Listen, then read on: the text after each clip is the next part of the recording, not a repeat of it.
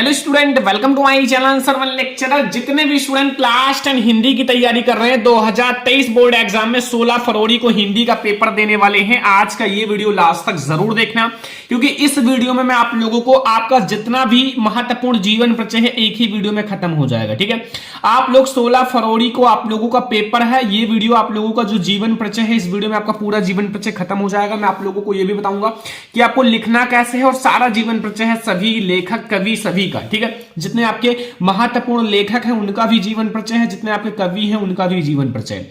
तो एक ही वीडियो में आपका ये जितने भी महत्वपूर्ण जीवन परिचय है वो सब खल्लास हो जाएगा। 16 फरवरी को अगर आप पेपर देने वाले हो यही 100% आएगा भी, क्योंकि ये सबसे ज्यादा इंपॉर्टेंट है। तो इससे पहले वीडियो को लाइक कर दो, शेयर कर दो अपने फ्रेंड्स के साथ, चैनल पर नहीं हो तो सब्सक्राइब भी कर लेना। ठीक है, सबसे पहले मैं आप लोगों को दिखा दूं, आपके बोर्ड एग्जाम में आएगा जीवन परिचय 5 मार्क्स का। ठीक है, और यहां देख लो जयशंकर प्रसाद जी का, राजेंद्र प्रसाद का और भगवत शरण उपाध्याय जी का। ठीक है, ये तीन आपका जीवन परिचय लेखक का है, ये हमारे लेखक का कवि लेखक का जीवन परिचय है। और आपके बोर्ड एग्जाम में कवि का जीवन परिचय आया है, देखो कवि का जीवन परिचय है 4, एक है गोस्वामी तुलसीदास जी का, एक है महादेवी वर्मा, एक है सुमित्रा नंदन, एक है सुभद्रा कुमारी चौहान। ठीक है, तो आपको रचनाएं भी लिखना है और उनकी जो मतलब उनका जीवन परिचय भी लिखना है। तो मैं आप लोगों को 5 सबसे महत्वपूर्ण पहले जीवन परिचय बता देता हूं, फिर एक एक करके सभी का मैं आप लोगों को जीवन परिचय अच्छे से पढ़ा देता हूं बोर्ड एग्जाम की कॉपी में।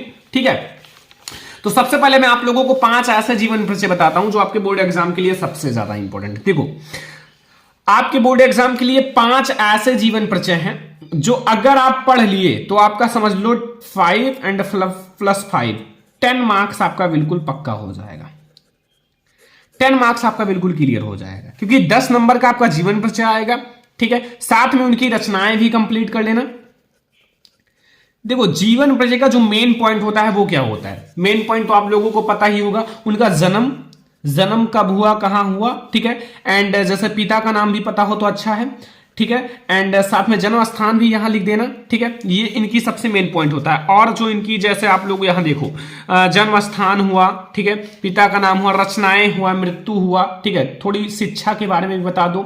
ठीक है, एंड ये सब मेन होता है। ठीक है, और जैसे इनका जो पिता का नाम हो गया, शिक्षा हो गया। ठीक है, और आप लोग मृत्यु ज्यादा इंपॉर्टेंट होता है, इनका जन्म और मृत्यु मेन होता है, इनका जन्म और मृत्यु बिल्कुल सही होना चाहिए। ठीक है, जीवन परिचय में बीच में तो आप ये लिख सकते हैं हिंदी, उर्दू, फारसी आदि भाषाओं का अध्ययन किया, ये सब अध्ययन था, ये सब सभी जीवन परिचय में कॉमन है। ठीक है, तो 5 ऐसे जीवन परिचय पढ़ना है। पहला, आचार्य रामचंद्र शुक्ल का जीवन परिचय, ये आपका लेखक का जीवन परिचय है, वेरी इंपॉर्टेंट है। आचार्य रामचंद्र शुक्ल जी का जीवन परिचय आपके बोर्ड एग्जाम के लिए वेरी इंपॉर्टेंट है, जरूर तैयार करके जाना। उससे भी ज्यादा इंपॉर्टेंट है जयशंकर प्रसाद जी का जीवन परिचय। तो ये 2 मैंने आपको कवि का जीवन परिचय बताया। आचार्य रामचंद्र शुक्ल जी का मैं ऑलरेडी पढ़ा चुका हूं, अगर आपने नहीं देखा है तो देख लो। जयशंकर प्रसाद जी का भी मैंने पढ़ाया है, लेकिन आप लोगों को मैं फिर से बताऊंगा जयशंकर प्रसाद जी का बहुत अच्छे से बोर्ड एग्जाम की कॉपी में। और आपको कवि में ये 3 जीवन परिचय तैयार करना है। ये 3 हमारे कवि हैं, कौन है, कवि हैं। ठीक है, 3 हमारे कवि हैं। पहला, सूरदास जी का आपको तैयार करना है, सूरदास जी का जीवन परिचय वेरी इंपॉर्टेंट है बच्चों, सूरदास जी का। तुलसीदास जी का वेरी इंपॉर्टेंट है। ठीक है, और यहां महादेवी वर्मा का वेरी इंपॉर्टेंट है। 3 कवि में आपको ये 3 कवि हैं। ठीक है, एक सूरदास जी, एक तुलसीदास जी, एक महादेवी वर्मा, ये 3 कवियों का तैयार कर लेना है और 2 लेखक का तैयार कर लेना है। लेखक में हमारा है आचार्य रामचंद्र शुक्ल और जयशंकर प्रसाद। ठीक है, ये लेखक हैं और ये 3 ऐसे कवि हैं जिनका तैयार कर लेना है। अब देखो, बोर्ड एग्जाम में ज्यादा रिपीटेड जो है जीवन परिचय वो है जयशंकर प्रसाद जी का। ठीक है, और इधर आप लोगों का तुलसीदास जी का बहुत ज्यादा रिपीटेड है, हर साल जिसे कहा जाता है, हर साल आने वाला प्रश्न, हर साल आने वाला जीवन परिचय, ये 2 ऐसे रिपीटेड हैं जो एक भी साल ऐसा नहीं है कि ना आया हो। ठीक है, तो हम लोग दोनों का देखेंगे और भी जीवन परिचय देखेंगे। तो सबसे पहले हम लोग देख लेते हैं जयशंकर प्रसाद जी का जीवन परिचय। लिखना कैसे है बोर्ड एग्जाम में ये भी जानना जरूरी। सबसे पहले आपको बोर्ड एग्जाम की कॉपी दी जाएगी। बोर्ड एग्जाम की कॉपी में आपको एक तरफ अंडरलाइन करना है अच्छे से, स्केल की सहायता से, ब्लैक कलर स्केल से। ठीक है, फिर आप लोगों को जो भी आपका प्रश्नोत्तर संख्या हो, लाइक हमारा प्रश्नोत्तर संख्या 5 है, ये देखो प्रश्नोत्तर संख्या 5 का है, तो प्रश्नोत्तर संख्या 5 आप डाल देना यहाँ। प्रश्नोत्तर संख्या 5। जब आप लोग प्रश्नोत्तर संख्या 5 डाल दोगे तो जो एग्जामिनर है आपकी कॉपी चेक करेगा ना, तो डायरेक्ट पेपर लेगा और पेपर में प्रश्नोत्तर संख्या प्रश्न 5 पर जाएगा और फिर देखेगा इनका जीवन परिचय, फट से आपको आंसर देगा, आपको सही आपको कर देगा। ठीक है, देखो प्रश्नोत्तर संख्या डालना बहुत ज्यादा जरूरी होता है। ठीक है, फिर आपको जिसका जीवन परिचय लिखना है वो डाल देना। जयशंकर प्रसाद जी का जीवन परिचय लिख रहे हैं तो जयशंकर प्रसाद जी डाल देना। ठीक है, तो जयशंकर प्रसाद डालने के बाद आप लोग हेडिंग डालना जीवन परिचय। और अब की बार बोर्ड एग्जाम में आपको फ्लो चार्ट भी बनाना है। फ्लो चार्ट का मतलब है इधर आपको छोटा सा फ्लो चार्ट बना लेना है, संक्षिप्त जीवन परिचय लिख लेना है। ठीक है, संक्षिप्त जीवन परिचय जब आप लिख लोगे ये फ्लो चार्ट बनाकर, तो फिर आपको एग्जामिनर बहुत अच्छा मार्क्स देगा। ठीक है, ये फ्लो चार्ट है। यहां आपका नाम रहेगा, जैसे जयशंकर प्रसाद जी, मैं जयशंकर प्रसाद जी का जीवन परिचय लिख रहा हूं। जन्म है 1889 ईस्वी। जन्म कब हुआ? 1889 ईस्वी में जयशंकर प्रसाद जी का। जन्म स्थान है काशी। जन्म स्थान कहां है? काशी। पिता का नाम है बाबू देवी प्रसाद और रचनाएं हैं चंद्रगुप्त, झरना और आपका स्कंदगुप्त कामायनी, ये सब इनकी रचनाएं। मृत्यु है 1937 ईस्वी। तो ये है संक्षिप्त जीवन परिचय फ्लो चार्ट। इसमें अगर आपका लेखक ध्यान से पढ़ लेगा तो इसी को चेक करके फुल मार्क्स दे देगा। मेन है जन्म कब हुआ, मृत्यु कब हुई, जन्म स्थान कहां है, पिता का नाम, माता का नाम, बस यही सब मेन है। रचनाएं इसी को पढ़ेगा एग्जामिनर, फुल मार्क्स देगा। ठीक है, अब आप लोगों को डिटेल में भी बगल में लिखना है क्योंकि ये मेन है। ठीक है, दोनों चीजें आपको लिखना होगा। एक तो आप फ्लो चार्ट बनाकर लिख सकते हो छोटा सा, फिर आपको डिटेल में बगल में लिखना होगा। ठीक है, ये है जीवन परिचय लिखने का सही तरीका जो मैं आपको बता रहा हूं सारा। तो सबसे पहले देखो, जयशंकर प्रसाद जी का जन्म सन 1889 ईस्वी में काशी के सुंघनी साहू परिवार में हुआ था। एक एक लाइन में मेन पॉइंट देखना। ठीक है, मेन पॉइंट का मतलब होता है हाईलाइट करने वाली चीजें। जैसे इनका जन्म कब हुआ? सन 1889 में। कब हुआ? सन 1889 में। अब यहां 1889 जो है वो बहुत मेन चीज है, सबसे मेन है, हाईलाइट उसको करना है। हाईलाइट का मतलब उसको ब्लैक से लिख देना ताकि एग्जामिनर का नजर उसी पर पड़े। फिर आपका नजर पड़ेगा, अगर आपने बिल्कुल सही लिखा है तो आपको फुल मार्क्स देगा एग्जामिनर, और अगर आपने सही नहीं लिखा है तो फिर आपको फुल मार्क्स नहीं देगा, ये भी जान लेना। ठीक है, तो आप सही लिखना, अगर सही ना याद हो तो वैल्यू से ही लिख देना। ठीक है, और काशी के सुंघनी साहू परिवार में होता। इनके पिता का नाम बाबू देवी प्रसाद काशी के प्रतिष्ठित और धन्यष्ट व्यक्ति थे। इनके पिता का नाम क्या था? बाबू देवी प्रसाद। इसको भी मैंने ब्लैक से लिखा, देखो पिता का नाम आप ब्लैक से लिखना ताकि ये भी थोड़ा सा हाईलाइट रहे। ठीक है, तो ये पिता का नाम है बाबू देवी प्रसाद और इनका जन्म हुआ था 1889 ईस्वी में। याद कर लो, बार बार रट लो। ठीक है, भूलना मत। तो इनकी प्रारंभिक शिक्षा घर पर ही हुई। इनकी जो प्रारंभिक शिक्षा है, प्रारंभिक शिक्षा का मतलब जो शुरुआत की शिक्षा होती है वो घर पर ही हुई। ठीक है, तथा स्वाध्याय से ही इन्होंने अंग्रेजी, संस्कृत, उर्दू और फारसी का श्रेष्ठ ज्ञान प्राप्त किया। स्वाध्ययन से ही मतलब स्वयं से ही इन्होंने जो अंग्रेजी है, संस्कृत है, उर्दू है, फारसी है, इन सब का श्रेष्ठ ज्ञान प्राप्त किया। ठीक है, मतलब अच्छे से अध्ययन किया, इन सब का इनको बहुत अच्छा ज्ञान था। ठीक है, और साथ ही इन्हें वेद, पुराण, इतिहास, दर्शन आदि का भी गहन अध्ययन किया। साथ में ही इन्होंने वेद, पुराण, दर्शन इन सब का अध्ययन किया अच्छे से। मतलब देखो, वेद, पुराण, इतिहास, दर्शन इन सब का भी ये अच्छे से अध्ययन किए, स्वाध्ययन से ही। ठीक है, और माता पिता तथा बड़े भाई की मृत्यु हो जाने पर, जैसे इनके माता पिता, इनके बड़े भाई सभी की मृत्यु हो गई थी। ठीक है, एक एक करके सभी की मृत्यु हो जाने पर इन्होंने व्यवसाय और परिवार का उत्तरदायित्व संभाला ही था। इन्होंने पूरे परिवार का उत्तरदायित्व संभाला ही था कि युवा अवस्था के पूर्व भाभी और एक के बाद दूसरी पत्नी की मृत्यु। मतलब इन्होंने जैसे ही परिवार का उत्तरदायित्व संभाला, फिर एक के बाद जैसे मतलब दूसरी पत्नी और भाभी दोनों की मृत्यु हो गई। ठीक है, मृत्यु से विपत्तियों का पहाड़ टूट पड़ा। अब जब इनके बड़े भाई, माता पिता, इनके भाभी, इनकी पत्नी सभी की मृत्यु हो गई तो इनके ऊपर विपत्तियों का पहाड़ टूट पड़ा। ठीक है, अब इनके मतलब लाइफ में कुछ भी नहीं बचा था। तो फिर क्या हुआ? विपत्तियों का पहाड़ टूट पड़ा। इनका परिवार ऋण की बोझ से दब गया। देखो, इनका परिवार जो है वो ऋण की बोझ से दब गया। ऋण का बोझ मतलब ये ऋणी हो गए, कर्जदार जिसे कहते हैं। ठीक है, इनको विषम परिस्थितियों से संघर्ष करना पड़ा। इनको बहुत सारी विषम परिस्थितियों से संघर्ष करना पड़ा। बहुत ही संघर्षमयी जीवन था जयशंकर प्रसाद जी का। ठीक है, और बहुत ही कम उम्र में इन्होंने बहुत बड़ा मुकाम हासिल किया था। ठीक है, केवल 48 साल ये जीवित थे। ठीक है, देखो अभी अभी आगे पता चलेगा। ये देखो आ ही गया। अंततः ये क्षय रोग से ग्रस्त हो गए। इनको भी क्षय रोग का से ग्रस्त हो गए। इनका जो है शरीर बिल्कुल दुर्बल हो गया था, कुछ भी नहीं रह गया था, दुर्बल हो गया था। ठीक है, इनको क्षय रोग हो गया था। और फिर 14 नवंबर सन 1937 में केवल 48 वर्ष की उम्र में ये संसार से विदा हो गए।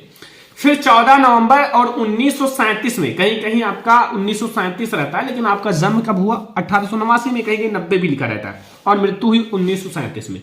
तो मतलब उधर आप लोगों का 11 ईयर और इधर 37, यानी कि 47, एक 48 साल ये कुल जीवित थे।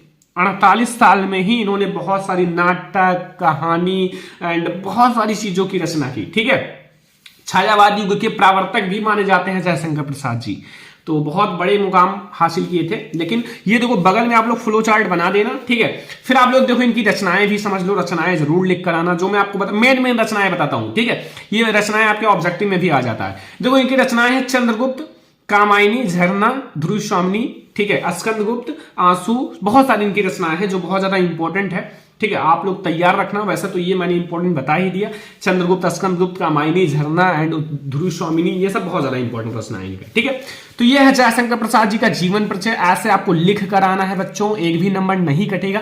ये है जयशंकर प्रसाद जी का। ठीक है, अब देखो जयशंकर प्रसाद जी का आपका कंप्लीट हो गया। अब खुद से एक जीवन परिचय कंप्लीट कर लेना, वो है आचार्य रामचंद्र शुक्ल जी का। ठीक है, एक ही आएगा बोर्ड एग्जाम में, और इसी दोनों में से दोनों हो सकता है आपको देखने को मिल जाए, लेकिन कोई एक ही लिखना है ना बोर्ड एग्जाम में। और अब मैं आप लोगों को बताऊंगा कवि में मैं आप लोगों को तुलसीदास जी का बता देता हूं। ठीक है, तुलसीदास जी का जो बहुत ज्यादा इंपॉर्टेंट जीवन परिचय है, तुलसीदास जी का बोर्ड एग्जाम में आता भी है, देख सकते हो तुलसीदास जी का जीवन परिचय आया भी हुआ है। ठीक है, सूरदास, तुलसीदास, ये सब बहुत ज्यादा इंपॉर्टेंट है। तो मैं आप लोगों को अब किसका तैयार करा दूं, आप लोगों का जो तुलसीदास जी का जीवन परिचय है। तो यहां देखो इसमें भी आप फ्लो चार्ट बना लेना, नाम लिख देना, ठीक है, पिता का नाम लिख देना, मृत्यु लिख देना, ठीक है, रचनाएं लिख देना, बस ये उनका फ्लो चार्ट हो जाएगा। ठीक है, बगल में बना लेना। वैसे ऐसे भी लिख सकते हो, कोई दिक्कत नहीं। ठीक है, ये ध्यान रखना, अगर ऐसे भी लिख दोगे 1 नंबर एग्जामिनर नहीं काटेगा। ठीक है, ऐसे भी आप लिख सकते हो, जैसा मैं आपको बता रहा हूं। आपकी इच्छा हो तो फ्लो चार्ट बनाओ, वो तो मैं आपको बता रहा हूं कि एक निर्देश दिया था बस। ठीक है, एक तरफ आप लोग कवि में अंडरलाइन कर लेना। और ये हमारा है 6 का खा, कौन सा है, प्रश्नोत्तर संख्या हमारा 6 का खा है, नहीं आपका 6 नहीं 5 का ही खा है। ठीक है, ये देखो, हाँ चलो, आपका कोई भी प्रश्नोत्तर संख्या हो, 5 का खा, 6 का खा, कुछ भी हो, आपको जो प्रश्नोत्तर संख्या हो उसको डाल देना, फिर आप लिखना शुरू करना। जैसे हमारा है गोस्वामी तुलसीदास जी का जीवन परिचय, और गोस्वामी तुलसीदास जी का जीवन परिचय आप लोगों के बोर्ड एग्जाम में आता भी है कई बार। तो गोस्वामी तुलसीदास जी का जीवन परिचय कैसे लिखना है, देखो ध्यान से। सबसे पहले आप लोग जीवन परिचय हेडिंग डाल लेना अच्छे से। ठीक है, अंडरलाइन वगैरह अच्छे से कर लेना, अंडरलाइन बहुत ज्यादा इंपॉर्टेंट होता है, अंडरलाइन। ठीक है, फिर आप लोगों को क्या लिखना है कि गोस्वामी तुलसीदास जी का जन्म सन 1532 ईस्वी में संवत 1889 ईस्वी को बांदा जिले के राजापुर गांव में माना जाता है। ठीक है, मतलब एकदम निश्चित नहीं है, माना जाता है, क्योंकि ये कवियों का जो है ना मतभेद रहता है, बिल्कुल स्पष्ट नहीं होता है कवियों में। ठीक है, तो जो गोस्वामी तुलसीदास जी का जन्म सन 1532 ईस्वी में संवत 1589 ईस्वी को बांदा जिले के राजापुर गांव में माना जाता है। ठीक है, कुछ विद्वान इनका जन्म स्थान एटा जिले के सोरो नामक स्थान को मानते हैं। कुछ ऐसे विद्वान हैं जो इनका जन्म कहां मानते हैं, एटा जिले के सोरो नामक स्थान पर। कहां मानते हैं, एटा जिले के सोरो नामक स्थान पर। देखो इनका तो पहले राजापुर गांव में माना जाता था, बांदा जिले के राजापुर गांव में। फिर क्या हुआ, कुछ विद्वान जो विद्वान हैं वो इनका जन्म कहां मानते हैं, एटा जिले के सोरो नामक स्थान पर, ठीक है, को मानते हैं। इनके पिता का नाम आत्माराम दुबे, इनके पिता का क्या नाम था, आत्माराम दुबे, एवं माता का नाम हुलसी था। इनके पिता का नाम था आत्माराम दुबे और इनकी माता का नाम हुलसी था। क्या था, हुलसी था। ठीक है, और इनका जन्म जो है अभुक्त मूल नक्षत्र में होने के कारण, इनका जन्म जो हुआ था एक अभुक्त मूल नक्षत्र में हुआ था। ठीक है, खराब समय में जिसे कहते हैं, ठीक है, उसमें हुआ था, तो फिर काफी खराब हुआ। देखो नक्षत्र में होने के कारण इनके माता पिता ने इन्हें बाल्यावस्था में ही त्याग दिया था। मतलब इनके माता पिताजी इनको बाल्यावस्था में ही त्याग दिए, क्योंकि इनका जो जन्म हुआ वो मूल नक्षत्र में हुआ था। ठीक है, तो इनके माता पिता ने इनको त्याग दिया, छोटे थे, बहुत छोटे, तभी इनको त्याग दिया था, बाल्यावस्था में ही त्याग दिया। ठीक है, त्याग दिया था और इनको बचपन में ही अनेक कष्टों का सामना करना पड़ा। इनको बचपन में ही अनेक कष्टों का सामना करना पड़ा, बहुत सारे कष्ट आए, क्योंकि जब छोटे थे, बचपन में ही, बाल्यावस्था में ही इनके माता पिता ने इनको त्याग दिया, तो फिर इनको तो बचपन से ही बहुत सारी कठिनाइयों का सामना करना ही पड़ेगा। जिनके माता पिता साथ नहीं है तो वो बच्चा कैसे अच्छे से रहेगा। ठीक है, उनके पास तो कष्ट होंगे ही, तो फिर यही बात है, तो मतलब त्याग दिया। इनको बचपन में ही अनेक कष्टों का सामना करना पड़ा। इनका पालन पोषण प्रसिद्ध संत नरिहर दास ने किया। इनका जो पालन पोषण एक प्रसिद्ध संत है जिसका नाम है नरिहर दास ने किया, और ज्ञान एवं भक्ति की शिक्षा प्रदान किया, और ज्ञान एवं भक्ति की शिक्षा इनको प्रदान किया। ठीक है, भक्ति में लीन हुए। और तुलसीदास जी वेद, वेदांग, दर्शन, इतिहास, पुराण आदि में निपुण हो गए थे। ठीक है, आदि में निपुण हो गए। जो मतलब तुलसीदास जी वेद है, वेदांग है, दर्शन है, इतिहास है, पुराण है, इन सब की मतलब निपुण हो गए, इन सब का अध्ययन किया। ठीक है, धीरे धीरे अध्ययन किए और इन सब के बारे में देखे, जाने, सुने, तो फिर इनको भी ये सब अच्छे से आ गया। और इनका विवाह पंडित दीनबंधु पाठक की पुत्री रत्नावली से हुआ था। जो हमारे तुलसीदास जी हैं, इनका जो विवाह है वो रत्नावली से हुआ था, जो कि इनका जो है पंडित दीनदयाल बंधु की पाठक पुत्री है। किसकी पुत्री है? पंडित दीनदयाल बंधु की। ठीक है, तो इनके जो पत्नी का नाम था वो था रत्नावली से हुआ था। और इन्हें अपनी पत्नी से अत्यधिक प्रेम था। जो गोस्वामी तुलसीदास जी हैं, इनको अपनी पत्नी से अत्यधिक प्रेम था, लेकिन पत्नी के डांट के कारण तुलसीदास जी सांसारिक मोह माया से विरक्त कर दिया। पत्नी की डांट के कारण क्या किया कि मतलब ये जो सांसारिक मोह माया है ना, इसको छोड़ दिया। ठीक है, इन सब की जो मोह माया है वो तुलसीदास जी ने छोड़ दिया। ठीक है, तो फिर इसको छोड़ दिए और श्री राम भक्त भाव जागृत हो उठा, और उनके मन में श्री राम का भक्त भाव जागृत हो उठा। श्री राम के प्रति मतलब भक्त भाव जागृत हो उठा। श्री राम का गान करते थे, श्री राम के गाने, ये सब बहुत अच्छा, मतलब इन्होंने बहुत अच्छे अच्छे पंक्ति लिखे हैं, पद लिखे हैं। ठीक है, जो आप पढ़ोगे तो देखोगे, आपकी बुक में है। और 1574 ईस्वी में इन्होंने सर्वश्रेष्ठ महाकाव्य रामचरितमानस की रचना की। रामचरितमानस की रचना हमारे गोस्वामी तुलसीदास जी ने किया है। ठीक है, तो 1574 ईस्वी में इन्होंने सर्वश्रेष्ठ महाकाव्य, बहुत ही बड़ा महाकाव्य है, रामचरितमानस की रचना की है। ठीक है, और इनकी मृत्यु सन 1623 ईस्वी में। ठीक है, ईस्वी अगर है तो 1623 कहना, और अगर संवत कहना है तो 1680 कहना। ठीक है, के लगभग हुआ। ठीक है, ये हो गया बच्चों इनका पूरा जीवन परिचय। इतना लिखना पड़ेगा, अगर कवि में लिख रहे हो तो इतना भैया लिखना पड़ेगा, और अगर आप लेखक में लिख रहे हो तो इतना जो मैंने आपको बताया है जयशंकर प्रसाद जी का, इतना लिखना पड़ेगा। राइटिंग मैन है, राइटिंग अच्छी होनी चाहिए, तो फिर आपको नंबर बढ़ के मिलेगा, 1 नंबर नहीं काटेगा एग्जामिनर।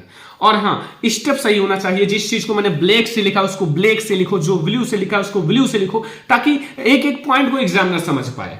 ठीक है, रचनाएं देख लो बच्चों, इनकी जो रचनाएं हैं वो हैं दोहावली, कवितावली, रामचरितमानस। क्या है? दोहावली, कवितावली, रामचरितमानस। ये है हमारे गोस्वामी तुलसीदास की बहुत ही इंपॉर्टेंट रचनाएं सारे। ठीक है, तो इसमें मैंने आपको 2 ऐसे जीवन परिचय बताया जो बोर्ड एग्जाम में हर साल आते भी हैं, आप लोगों को दिखा दिया। और अब आप लोगों को किसी और जीवन परिचय में दिक्कत है, फटाफट से नीचे कमेंट कर दो। और वैसे आप 1-2 जीवन परिचय और कंप्लीट कर लो। एक जीवन परिचय में और कोई सा बता दूंगा, वो आप लोग कमेंट कर देना कौन सा बताऊं। ठीक है, ये आप लोग कमेंट कर देना। आज के इस वीडियो में मैंने आपको वो जीवन परिचय बताया है जो आपके बोर्ड एग्जाम के लिए वेरी इंपॉर्टेंट है। 16 फरवरी को भैया पेपर देने वाले हो तो बस यही जीवन परिचय कंप्लीट कर लेना जो आज की इस वीडियो में मैंने आपको बताया है। ठीक है, आज की इस वीडियो को सारे बच्चे लाइक कर दो, और अगर और भी टॉपिक पर वीडियो चाहिए तो कमेंट कर दो। ठीक है, और शेयर जरूर करना पड़े फ्रेंड्स के साथ। ठीक है, चैनल पर नया तो सब्सक्राइब कर लेना, ताकि हम आप लोगों के लिए ऐसी और बहुत सारी वीडियोज लाएं तो आप लोग सबसे पहले देख सको। तो चलो हम लोग मिलेंगे ऐसे ही किसी और नेक्स्ट इंपॉर्टेंट वीडियो में, लेकिन आप लोग इस वीडियो को लाइक, शेयर एंड सब्सक्राइब जरूर कर देना। ठीक है, ये हमारा दोनों जीवन परिचय है, पहला आप लोग देख लो, और ये हमारा है जयशंकर प्रसाद जी का जीवन परिचय। ठीक है, तो चलो हम लोग मिलते हैं नेक्स्ट इंपॉर्टेंट वीडियो में, तब तक के लिए धन्यवाद।